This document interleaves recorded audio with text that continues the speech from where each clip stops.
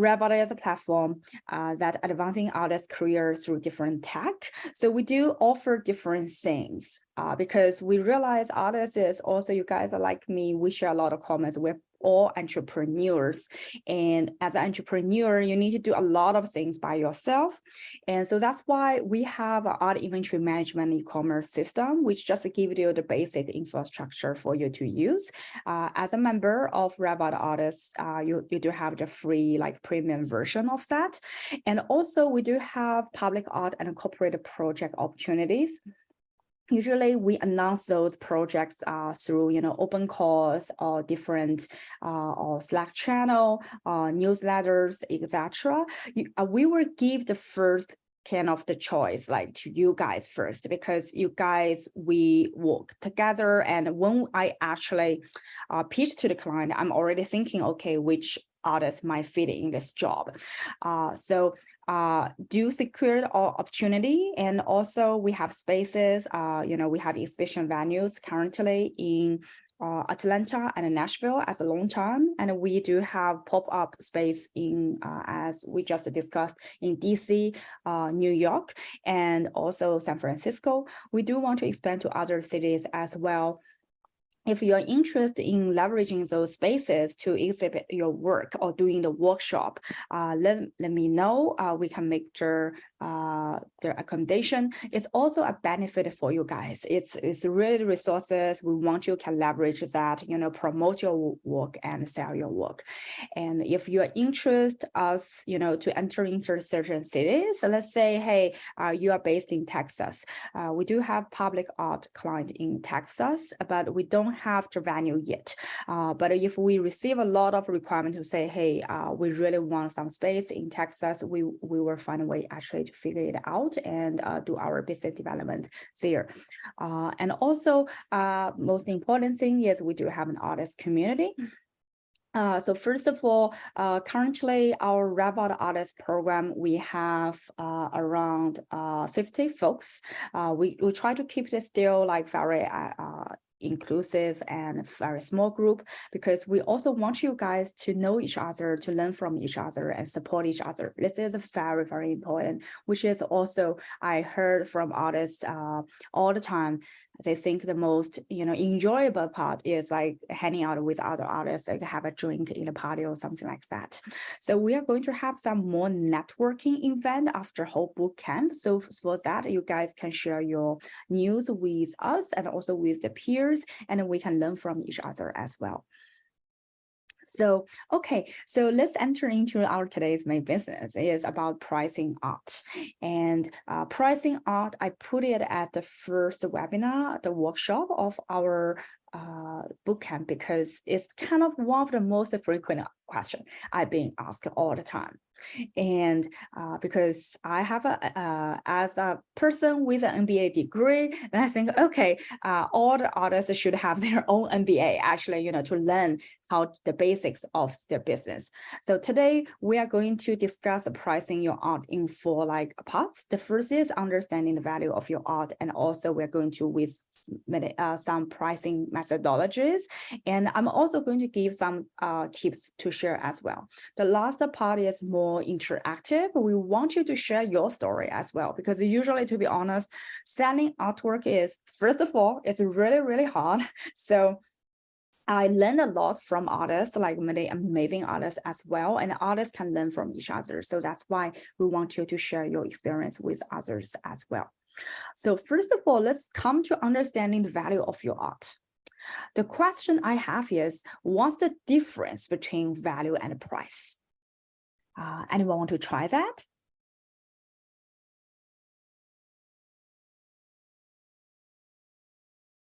Okay. Okay, I will, oh, okay, Joyce, go ahead.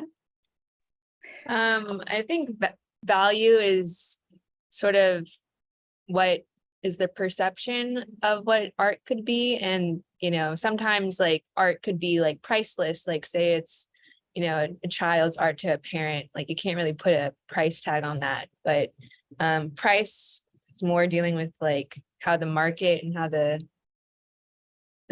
business networks may view art. Yeah, you definitely nailed it. It probably gave a better explanation than I did. So that's why I'm going to use a quote from Warren Buffett, and which is he said, "Price is what you pay, value is what you get." Why are we going to discuss this in the very beginning? Because we receive a lot of like feedback from others. Hey, I really don't want to sell it. It's my baby. We understand that. So the price tag, doesn't mean it's the value of your artwork. And when you do the price, like less emotion should be attached to that. And when you do the value, of course, you can think about, all the emotions and all the work and why it's important to you. Okay, so to be practical, I want to also list some factors influencing art value, because the art value is not only determined by you.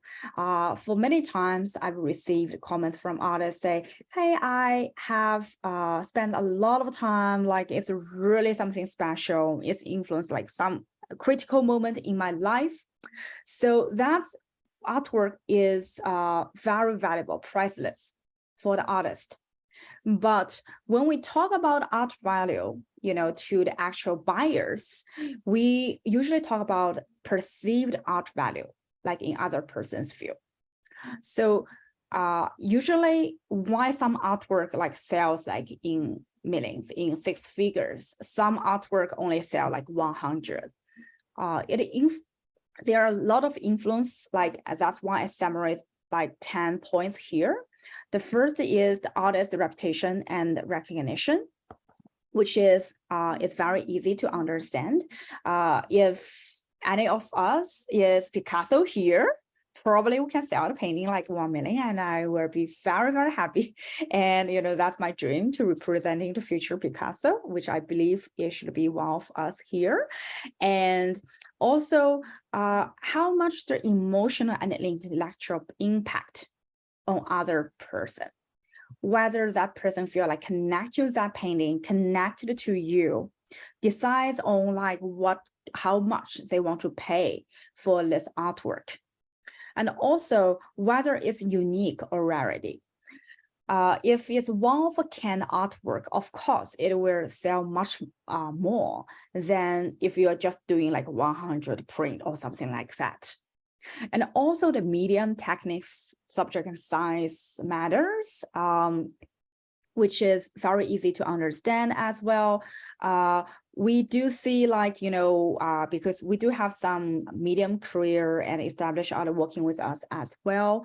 And when we check their artwork, we realize, okay, they're developing their own pigment, they're developing their own techniques, they register their patent, and they have their own paper, they develop their own canvas. So it add kind of more value because you can't buy from Michaels, right? Those canvas. So that's also why their price is higher, because when we try to sell, when they sell to the collector, we will say, hey, look at this, like you see this pigment is like very different because the artist make it own. You can't find anywhere else.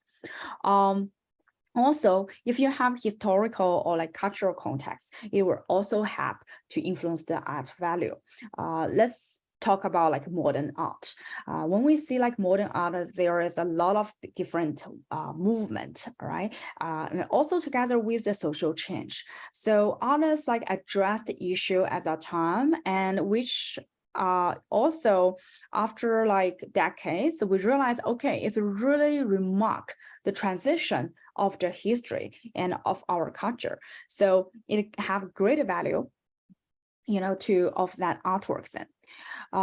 Also, if many of us, the artists here, are still upcoming artists, so usually for a professional collector or a gallery, they will check your previous sales and auction records. So they will ask you to say, hey, have you sold your artwork before? What price did you sell? So all those questions sounds like, very casual, but it's really means like they are, trying to evaluating you, like to see your art value and your market price, etc. And also that's why the resume is very, very important in our industry, right? Because it's kind of all the records you have. You probably have some famous collectors. You probably did a really big deal with a museum, the museum show or something like that. Of course, appeal is the looking good is also very, very important. We do see like whether this image is being professional taken, like if you put on internet, whether the artwork is being framed like professionally. So I do see some artists present artwork to me and which use their, the canvas, which I know buy from Michaels or very, very cheap canvas and no frame at all. Immediately I know like this artwork probably just to be honest, only worth like less than 100 because it doesn't look good. It doesn't look professional. It's not like this artist is taking his or her career seriously. So that is also very, very important. Many established artists, they will do their own frame as well in their studio, and they'll paint on their frame as an extension on their artwork. It's usually a very nice, not a trick, but also a creation to enhance the appearance of your artwork.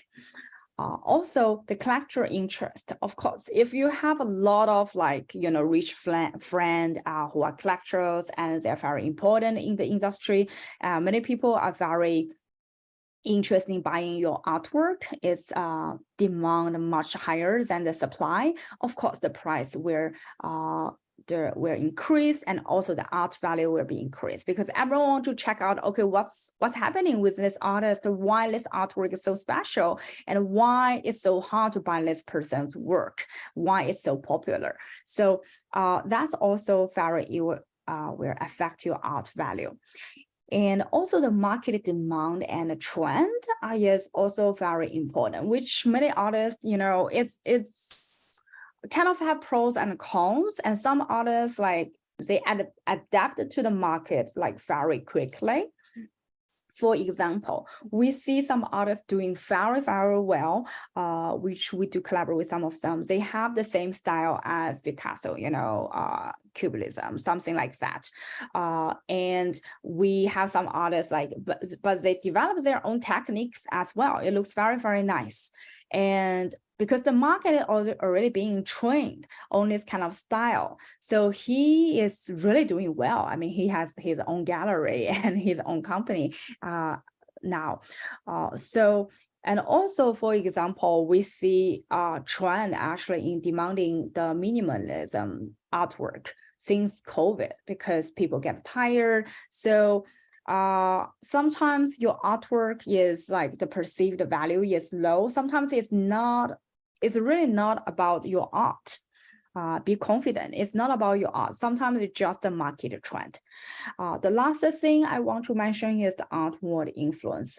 You all know it's very, very important to establish your relationship with critics, because if some important famous critics write an article like about you, every year we see a lot of artists like from not like necessarily nobody, but let's say like upcoming or medium career artists suddenly become established artists because there is someone wrote a critic like in the Art Basel, and they become very, very famous, and everyone try to understand, okay, what I'm missing from this artist and artwork. So those are kind of 10 factors influencing the art value. It's also connected to your career as well, which you can continue to build.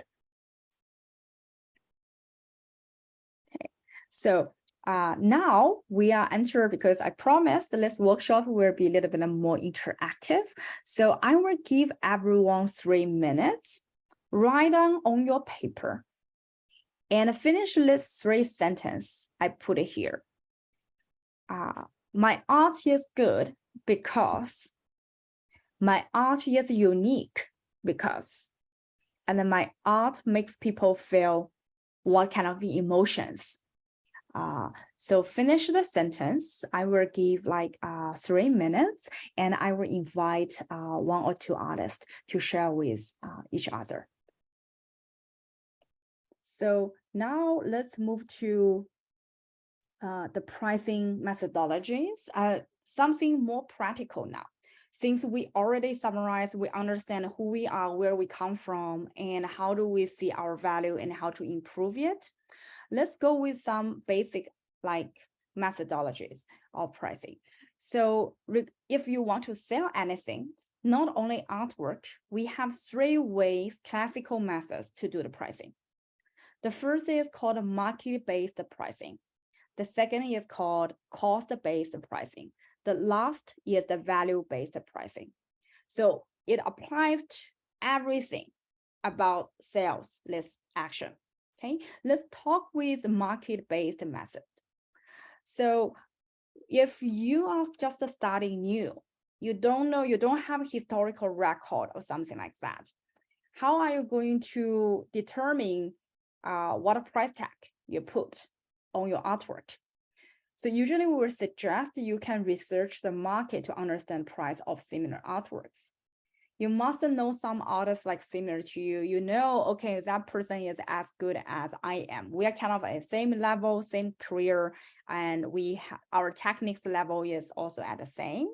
So you can ask them and collect data to see how much do they charge for their artwork, okay? And also, it's also very useful to research artwork in terms of similar style, abstract work, figurative painting. Their price differ from each other greatly. The medium, if it's just a acrylic, how much you're going to charge? Like oil painting, usually it charge like higher because of the timing applied to it. So you can research all those different like along the sizes, subject matter, etc., to see whether you're undervaluing your artwork or not. So where can you collect the data? So thanks to the internet, everything kind of now is open, and many galleries do reveal their artist price these days as well, unlike the old days. So you can collect data, go to the galleries, you can go to the art fairs, exhibitions, and e-commerce. You can literally just, browsing and to see how much artwork people are charging for the artwork, especially some artwork like related to you, similar to yours. And also think about how are you going to position yourself? Do you want to just be the entry level? Like some others kind of, I just knew I want to tap into the water to see the market, and I'm not that super confident. So I probably just choose the entry level. It's totally fine. Or you want to go with the average, or you think, okay, my artwork techniques is much better than works like similar to me. You can go with the premium as well.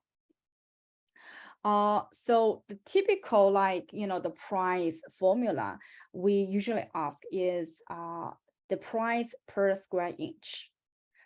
So it applies all paintings. We do have some formula suggestion for installations as well, like, sculpturals, but let's focus on paintings, 2-dimensional artwork at this point. So it's very easy. You just multiply your width and the length, and to apply, how much is going to cost like per square inch. You can do the calculation for your current pricing as well. So here is kind of a quick note. First of all, it's a reference. It's not a rule. You doesn't need to say, oh, okay, I worked in art industry for like over 10 years now, but my price point is still like part-time. Should I just increase my price immediately or something like that? This is more like a reference. You might be in that situation, you might be undervalued of your artwork, but we don't suggest you to double your price like the next day out of nowhere. Okay, so usually we have, we kind of categorize people into 5 categories. The level 1 is that it just, starting, and some become hobbyists, start painting while they have, now and then, etc. And some other like become the part-time, finally become full-time, and then the seasoned. So even among each level, you have different like price range, right? If you're in the middle, which means you are in the average range. If you are higher in that category, which means you definitely position yourself as a premium brand. Think about your artwork and also your name as a brand. So how do you want to position it? You want to sell like to a few famous like collectors who are rich, so which you can charge premium, or you want to do like mass market to sell like a more artwork to the middle class, etc. Or you want to do the print, which is even bigger market and lower price, but that's another different market. Okay, so that's market research based method, which I would say usually used by the artist as a reference method rather than the main method. The main method is cost-based one. So it's probably is also the easiest one for artists for you to figure it out. And because we all know, like we paint art, if we begin to sell it, especially we become part-time and full-time, we do hope artwork can contribute, like cover my rent, cover my meals, right? So it's kind of the easiest way for you to figure out how to make it as a true business and cover everything. So the step one is very, very easy. You need to collect all your costs. All the costs are related to materials, overhead, labor hired, right? It's not your labor yet. It's some labor you hired. If you have a studio manager, if you are working with a gallery, right? Galleries charge 30% to 50% commissions. And if you do the, if you hire probably agent or consultant, are you paying them in front? All those are the labors you hired, even they are freelancer. And you also need to count like packaging and shipping, which is super expensive, especially shipping. If you want, if you usually we suggest artists when we sell, we, just to say, hey, the shipping is included, just to make it easier for the collectors to understand that. So for you, you need to consider and put that cost under your whole bucket. And also, if you already have a studio, you need to calculate your studio cost as well. And step two is determine your hourly rate. You think about it, you're working as a full-time now. If you work in the, let's say, even grocery or other like, hourly working place, you're being paid by hour, right? The same thing as being artist, you should be paid by hours. So determine a rate. Usually the rate we will suggest, go with like, what's something you're comfortable with. Okay. If someone hire you to do accountant work, give you like $20, but you really, the true dream is become artist, and you pay yourself like $15 per, per hour. If you're happy with that, stick with $15 per hour. And then the step three is decide on your markup margin. All this, if you charge all the prices of your cost and hourly rate, it will cover your basic kind of needs. But you need to make money, right? You need to make this business sustainable. So what's your margin? So decide on that. The formula is really easy. You just add up all your cost and multiply 1 plus markup margin. We do prepare a success for you guys. So I have a friend, very close friend, Anna. Anna has a studio, which the rent is $1,000 per month. and she can create and sell 10, like let's say it's perfect word, she sells 10 paintings per month, which to make a living. So this is the cost she lists out. Okay, for canvas, paint, pigment and others, frame, packaging, shipping. I put some numbers here just to make it a calculation actually to be easier. And the artist decide to pay herself like $15 per hour. And I calculated she needs like 20 hours to on one painting. And her target margin is 20%, which is actually quite normal. 10 to 20% is quite normal for artists to charge their target margin. So now do the calculation. How much Anna should charge for one of her 20 multiplied 24 inches painting? Okay, I will give everyone 2 minutes. And yeah, if you have finished your answer, you can put it in the chat. Let's review the answer. Okay, the answer is actually 720. So let's walk through everything. Okay, so let's check everyone's math so that later when you do this practice by yourself, you can do it correctly. And also, by the way, if you want me and my colleagues to help you calculate your price, doing a little bit of accounting work for you, let us know. Okay, we have a small group, so which we be able to provide all different kind of service consultation for you guys. So first of all, let's calculate on the cost per painting. Right, we have all the cost here, $30, 50, 10, and also shipping for one painting. So that means the total cost is 200. Okay, and hourly rate per painting is $15 multiplied 20. So how do we get that? It's $15 per hour, and Anna needs to spend 20 hours for her painting. So total is $300. The studio overhead is, let's say, because it's overhead, it's a fixed cost. No matter you sell it or not, it's already there, right? You need to pay for the bill. So if the target is sell like 10 paintings and the rent is 1,000, so the overhead allocated to one painting is $100. So the total cost is $600. Okay, here I want to mention a markup margin. Markup margin is not the profit margin, which you might be familiar with.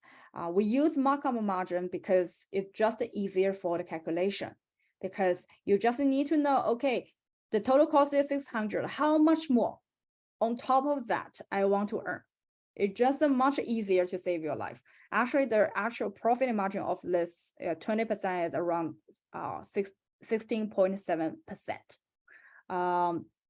So that's why the retail price is 600 multiplied 1.2, which is $720 for painting.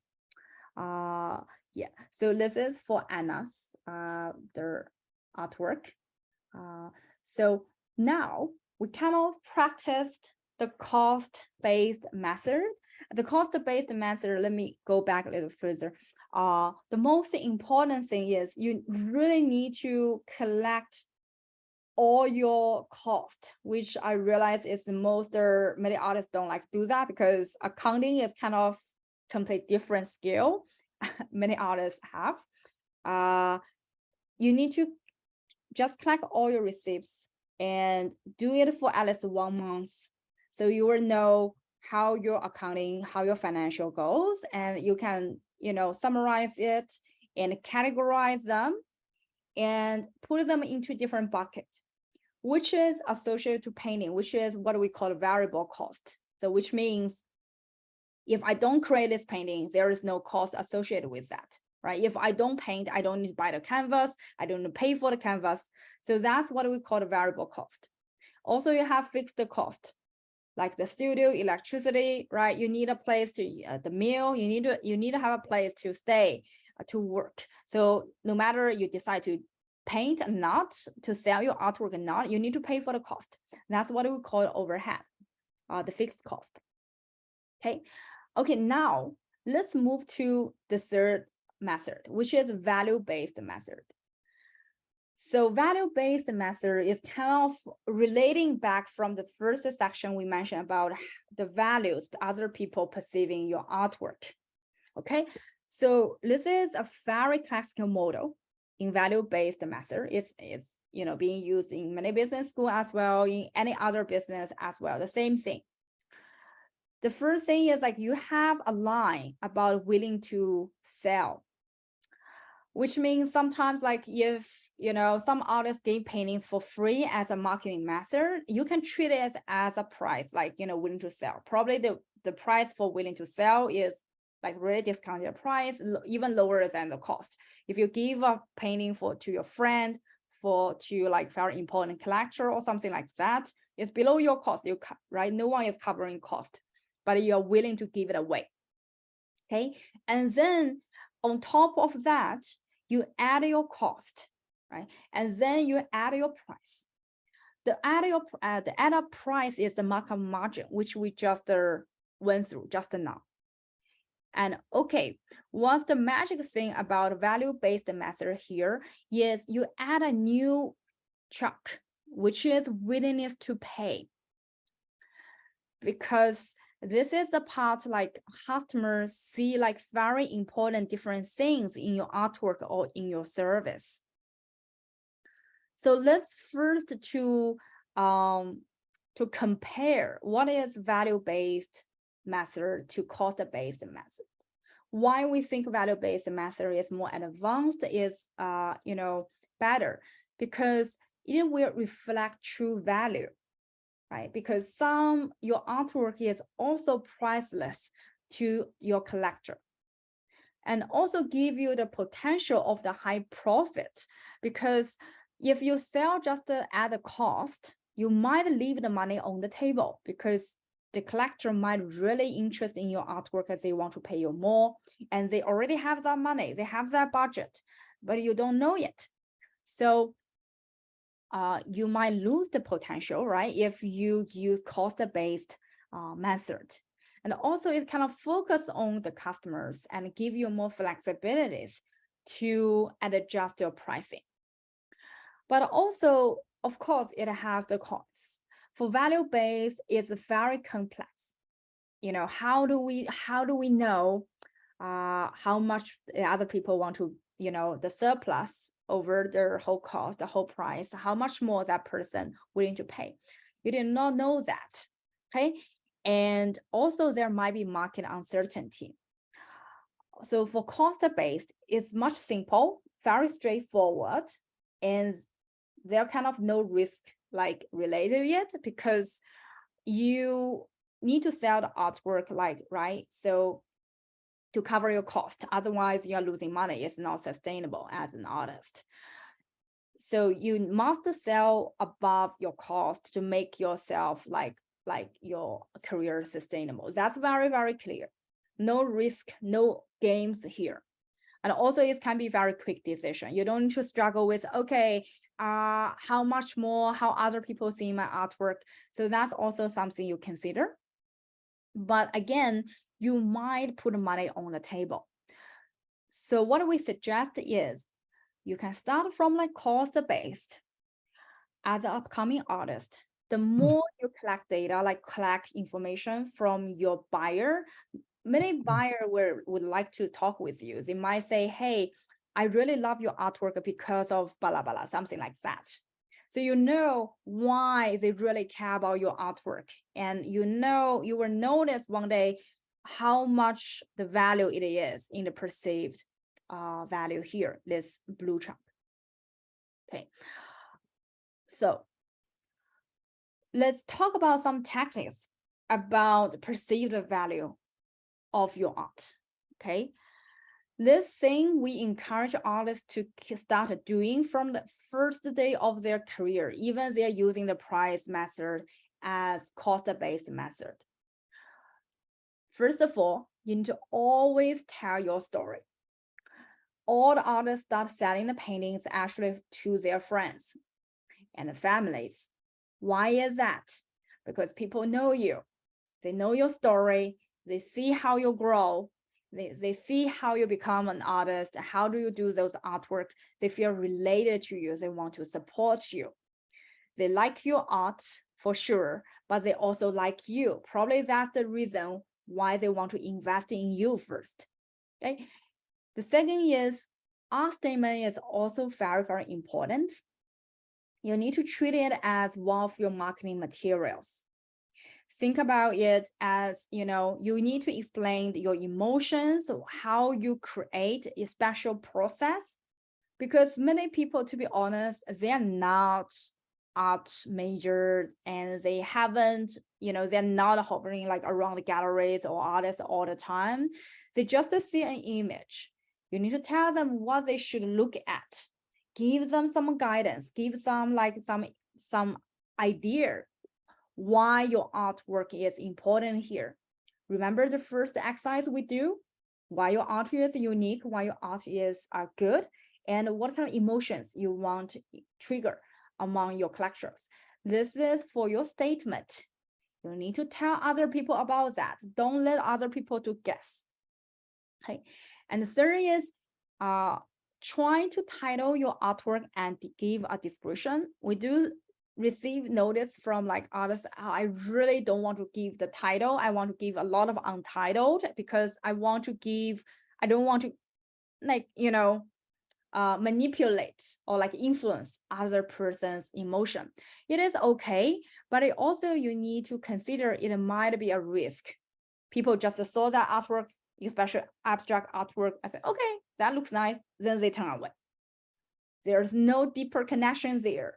That's why for most normal people, they go to the museum, they check, they listen to the captions and they check their title, they exchange opinions, ask questions, because they kind of want to understand like, okay, what should I look at? And no one wants to be stupid. So open question is usually very, very hard, right, to be answered. The last one is, the fourth one is try to engage with viewers in person. Attend shows, like invite people to your studio, ask them what do they think, like how's your artwork, like what kind of emotion, what do they see in your artwork, so that you can understand what other people are seeing your artwork. Also, you can make one of a kind of art. If you're a digital artist, you can make make editions as well, but just try to make limited editions. Don't paint like 100 same artwork or something like that, which actually none of our artists are doing that, because we don't treat those artists as professional fine artists. We just say, hey, they are painters or something like that. Okay. The sixth is like you need to present your art professionally, both digitally and physically. Okay, digitally, we might get back to you like one as well. Have a nice photo. Okay, you can have a camera, crop it, Photoshop it, make it nice. If you want to level up, you can use a lot of like software these days, to Photoshop your artwork, place in a beautiful interior design room. Also for the physically, do the frame, hand paintings. I used to see artists like bring the artwork to me, which no frame, it's just a paper and just hanging on the clip. I said, what's that? It's like my niece like painting, right? Don't do that. When you show your artwork, especially you're a professional artist, you want to sell your art, be professional. And also present your work in exhibitions, art fairs, and with companies. Be creative. You can also, if there's some famous people want to collect your artwork, collaborate with them, because you can leverage that. Right. Also, you need to document evaluation of your art over time. Your resume is also very, very important. So one thing, many art critics will see your artwork to see whether this artist is really somebody.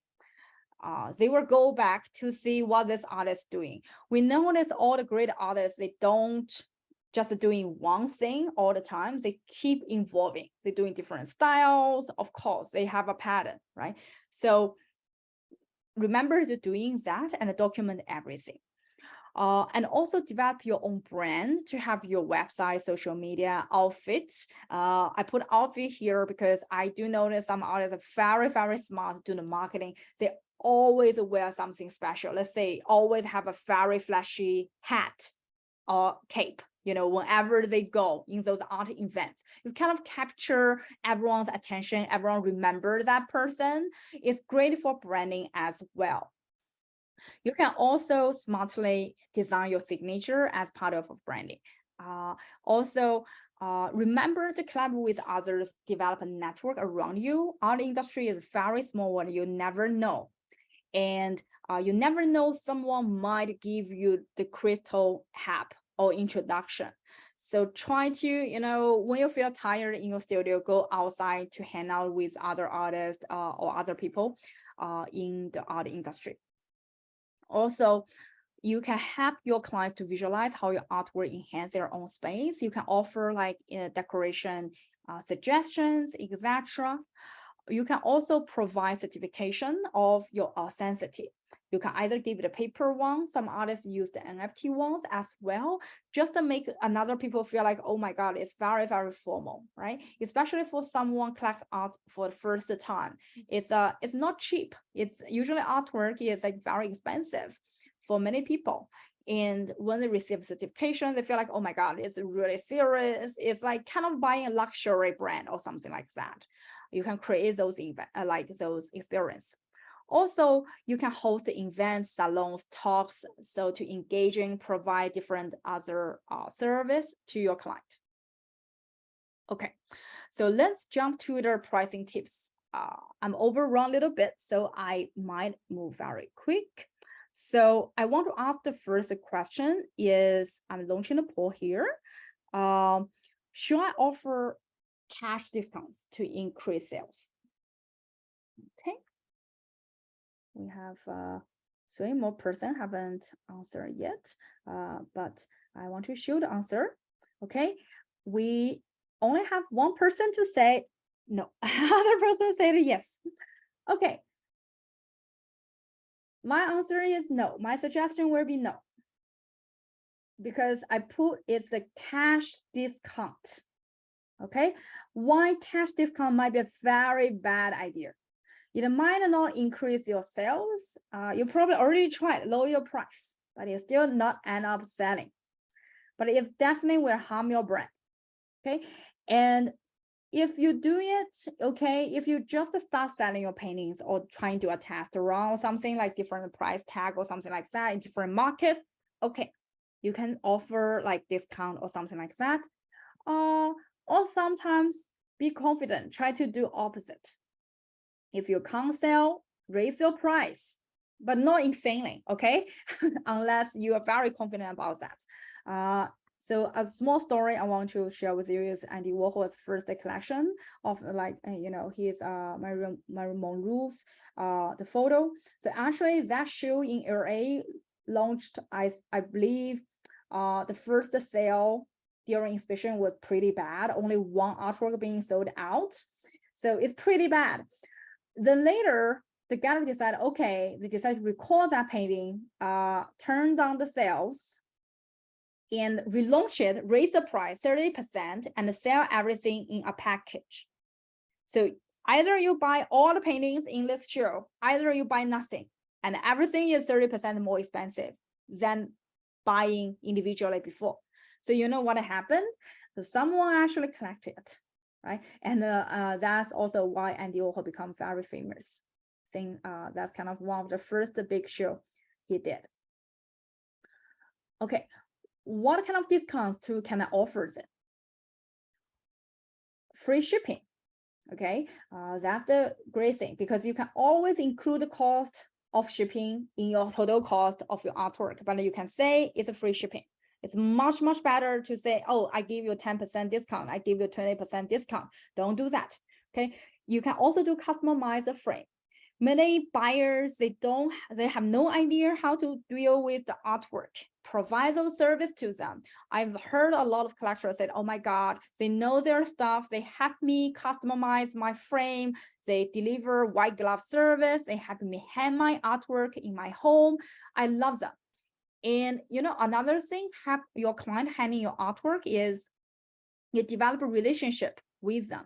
You can enter their house, usually it's where be a talk, you can give some suggestions on their design or something like that. It's a great way for you to develop a relation friendship with your collector, which you want that, because usually the sales is from repeated collector. The collector, if buying your artwork, they're not going to buy one, they might buy like several more in the future as well. Also, you can give like interior design some suggestions if you have specialty on that. Also, you can give like membership benefits or something like, special, like, okay, you buy my artwork, I want to invite you to my network. You can hang out with my other collectors. Who knows, probably that person is also executive from big companies. They want to network with each other as well because they share the same common, right, which loving your artwork. And you can provide this kind of platform. And also you can do the priority sale. You give people a little bit, create a little bit FOMO and give a special offer, which is priority sale to other person. You can also, if you really, really want to lower your price, you have some inventory you want to get rid of, you can collaborate with charity and fundraising collaboration. Do something good for the community. It will enhance your brand. Okay. Or if you really want to do the cash discount, there are also other smart ways to do that. Firstly, you can do the bundle sale. You can just say, hey, buy 2 pieces, or like one big painting, one small craft work together. I give you a discount or something like that. That is okay. And also you can give like a multi-piece discount, which is very often used by even established artists or mid-career artists as well. If the person buying like 3 paintings worth like 50,000 more, there is 10% discount, as a courtesy to that person for this special relationship. Also, you can give like referral discount. So even you're going to give the discount, you need to have some reason, either referral, limited time, celebrating your art career, like 10 years anniversary of your art career or something like that. Just don't give discount like, you're not selling a vegetable, you're selling your artwork. You are establishing your brand. You don't want other people think, okay, apparently this artist can't sell the work. So that's why he or she is lower like 20% of their price. You don't want to have that. Okay. So this is another question. Can I okay, let me launch. Okay, let me see whether I can launch it or not. Can I use the same price per square meters for every painting? The answer is no. Okay, increase the price per square inch amount for smaller works and decrease the price per square inches for larger works. The rule is very simple. First of all, you might spend much more time on smaller works, need a little bit more details. So that's why the price usually can be a little bit higher. And also for the decrease of your square inch, because you don't want your large work like be insanely expensive. You still want to make it affordable.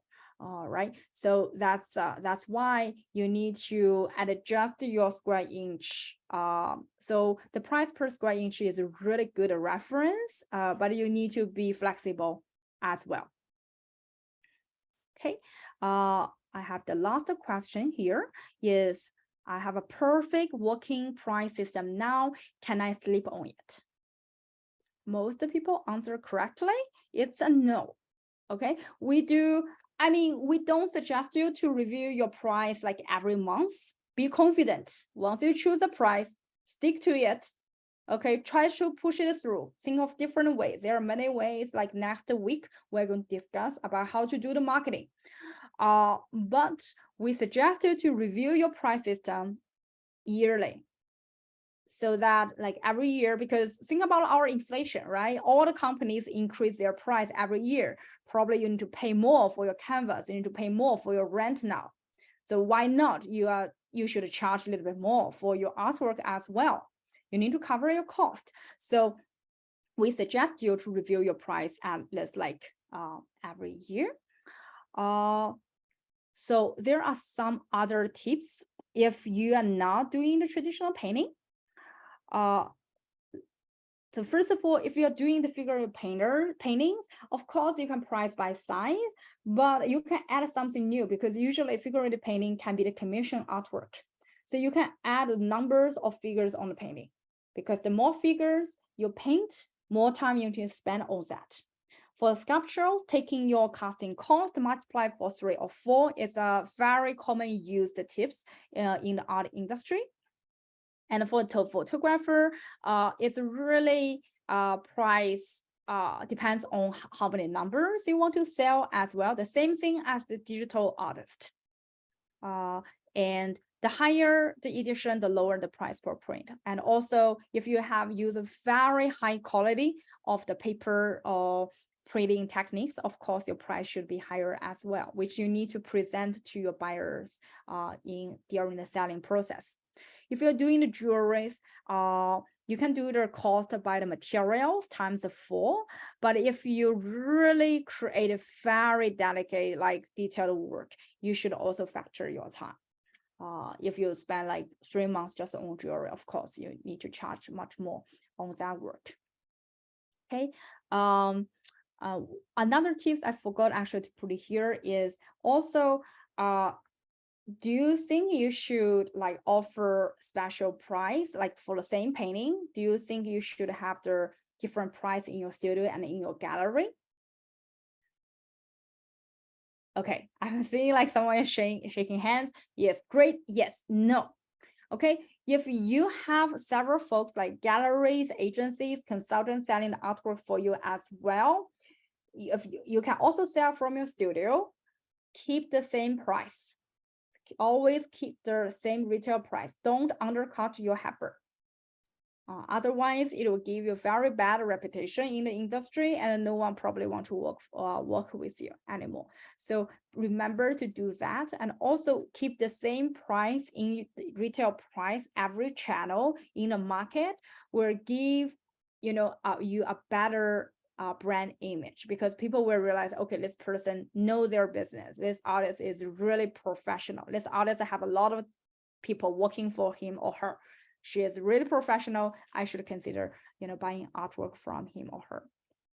So we don't have it. Unfortunately, we don't have time to share like what's the most memorable art sales experience. We might be able to do that in our networking session. So thanks again for everyone. But before we close our day, I wonder if anyone have any questions.